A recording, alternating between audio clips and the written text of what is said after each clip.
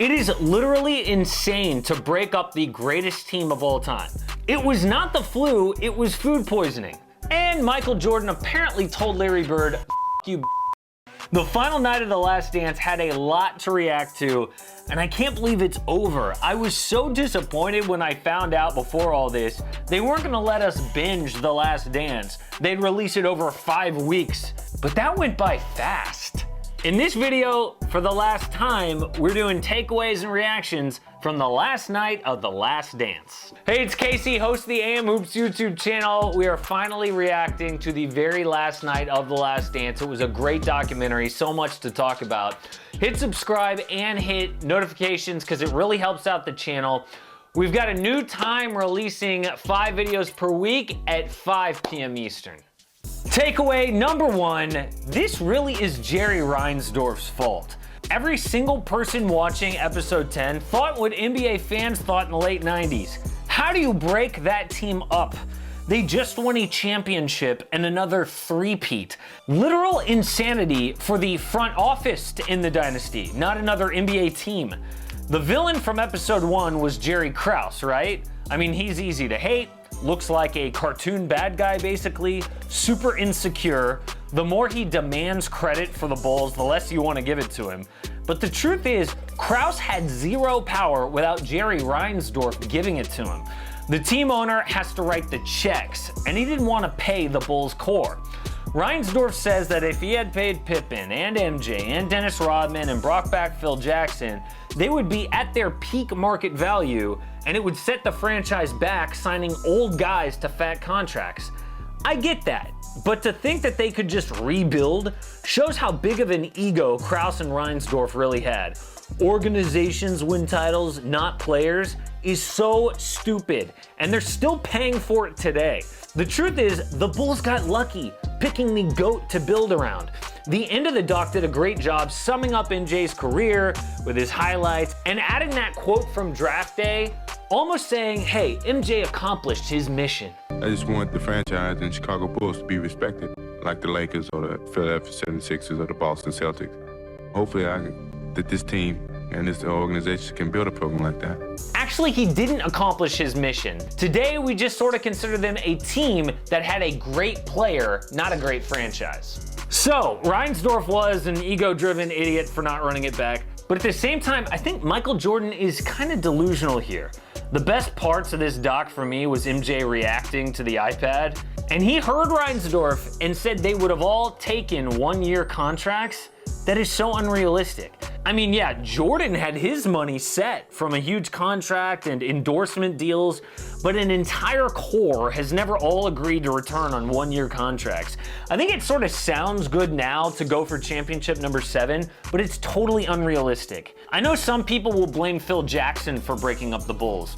Phil did turn down Reinsdorf's offer to come back, and if Phil came back, MJ would have come back, but I don't blame Phil. From day 1, that season is called The Last Dance.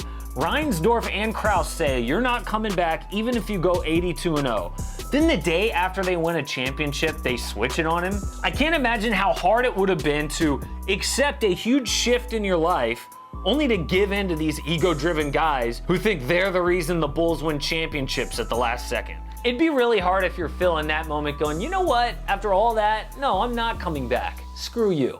I'm not saying the Bulls would have won again in 1999.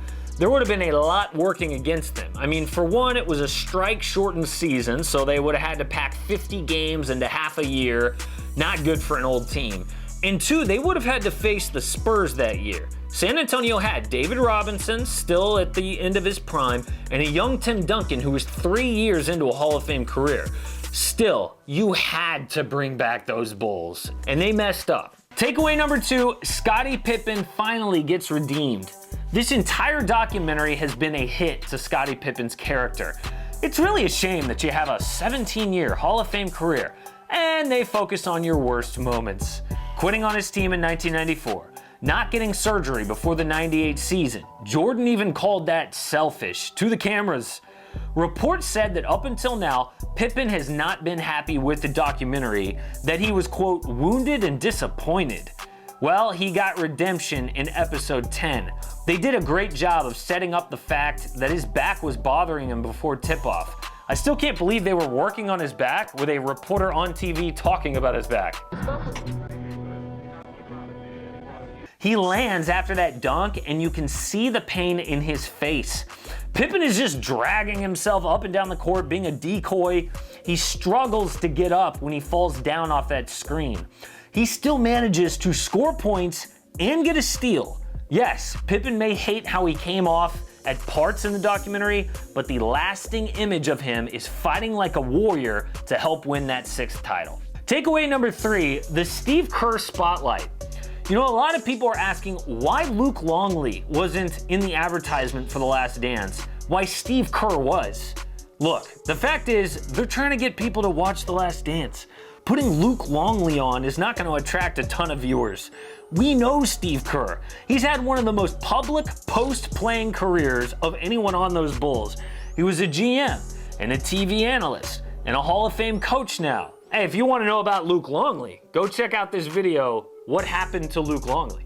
But even though he wasn't a starter, Steve Kerr is infinitely more interesting. That is why he was on the cover. And the last night proved it. His backstory is tragic with what happened to his dad, but how can you not have so much respect and admiration for Steve Kerr? He's a guy who didn't have a ton of talent, but worked his butt off to become a role player. He was clutch when they needed him to be, and he's pretty funny too. So I thought to myself, well, I guess I gotta bail Michael out again. But even though he is super humble and looks soft-spoken, he is not to be messed with. He punched Jordan first in the chest, as the documentary showed us earlier, and we've seen him go off as the Warriors coach. Yeah, Luke Longley was a starter, and it's a shame he didn't get a player spotlight. Pippen had one. Rodman got an extra spotlight on the final night because he wrestled during the friggin' finals. I can't believe how they snuck him out the back. The NBA has come so far since then, they would never do that today. But I am glad that Steve Kerr got a spotlight. He deserved it, and it was awesome to watch. And takeaway number 4, this documentary was all about the basketball. Episodes 9 and 10, more than any other episodes, were about the basketball, like the entire documentary. It had side stories about things off the court, yeah, but the doc, like MJ, is all about hoops. I understand actually why Jordan didn't want his ex-wife in the documentary, or why when his kids talked, they only discussed basketball. I'm sure he wasn't the best family man during those years. He was married to the game. After the '98 title, for example, I couldn't help but wonder where his family was. I mean, I even remember Kobe's last title, how his family was all around him on the court. Jordan was fiercely committed to hoops, and so was the documentary. There were even more examples of Jordan using disrespect as motivation. It started with Reggie Miller trash-talking him as a young player and getting burned. Then Karl Malone winning 1997 MVP, and Jordan saying, "I'll show you," and winning the title. Brian Russell talked trash saying, "You retired because you know I could guard you." Then Jordan hit a shot in his face in 1997, and actually I think Russell played amazing defense there. And of course, the flu game got its own section. We already knew that it was food poisoning. His trainer, Tim Grover, has been telling that story for years since his book came out, and we covered it in the Biggest NBA Myths video. Look, they're both ridiculous, food poisoning or the flu, but I think the flu might be just a tick more impressive. At least for me, with food poisoning, after 24 hours, it's basically out of your system, you still feel like crap. With the flu, even after 24 hours, I am probably even more wrecked than the onset. Maybe that's why Jordan didn't correct anyone all these years. And it was fascinating to see the evolution of Jordan on the court throughout the 10-hour documentary. The 1980s or early 90s, Jordan was so athletic he could do it all, but by the 1998 championship, the triangle is working to perfection. I love seeing all the ball movement and the team aspect of the Bulls in '98. Of course, that doesn't mean they didn't go one-on-one to Jordan in the clutch. And it was great reliving those final few series where Jordan did do everything to win that 6th championship.